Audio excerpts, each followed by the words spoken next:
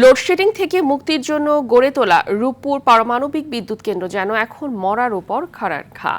দফায় দফায় সময় বাড়িয়েও উৎপাদনে যেতে না পারা প্রকল্পটিতে নতুন করে খরচ বাড়ছে আরও 26,000 কোটি টাকা।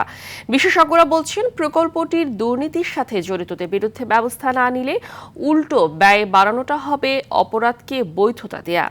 এছাড়াও এই কালক্ষেপণে ঋণের চাপ বাড়ছে বলেও মনে করেন তারা। সর্দার রাজীবের রিপোর্টে বিস্তারিত।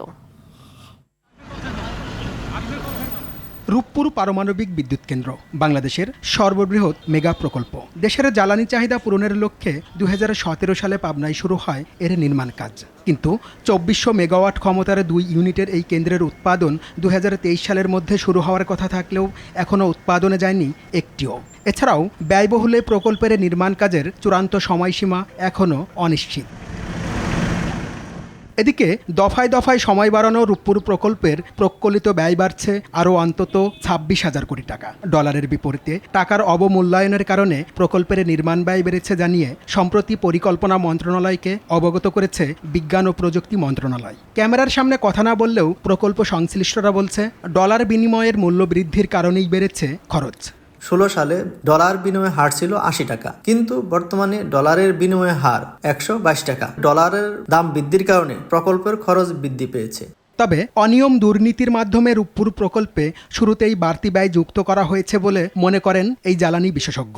বিশেষ বিশেষ ব্যক্তির বিরুদ্ধে যে দুর্নীতির অভিযোগ রয়ে গেছে, সেসব অভিযোগ নিষ্পত্তি করা সরকারের জন্য ফরজ ছিল এবং এখনও ফরজ আছে। সেগুলো না করে রূপপুর পারমাণবিক বিদ্যুৎ কেন্দ্রের কর্তৃপক্ষের এই মূল্য বৃদ্ধির প্রস্তাব বিবেচনায় নেওয়া, আমি মনে করি ওই সমস্ত অভিযোগকে সুরক্ষা দেওয়ার শামিল। সময় মতো নির্মাণ কাজ শেষ না হয় প্রকল্প খরচ বাড়ছে বলে মনে করেন অর্থনীতিবিদ। প্রকল্প যখন প্রথমভাবে প্রাক্কলিত হয়, তারপরে দেখা যায় যে যেহেতু কালক্ষেপণ হয়, এটার ফলে যেটা হয় যে প্রাথমিকভাবে প্রাক্কলিত যে মূল্যটা ধরা হয়, যে ব্যয়টা ধরা হয়, সেটা থেকে কিন্তু পরবর্তীতে এটা আরও বেড়ে যায়। তো এটা একটা তো আমাদের বাজেটের উপরে একটা চাপ পড়ে।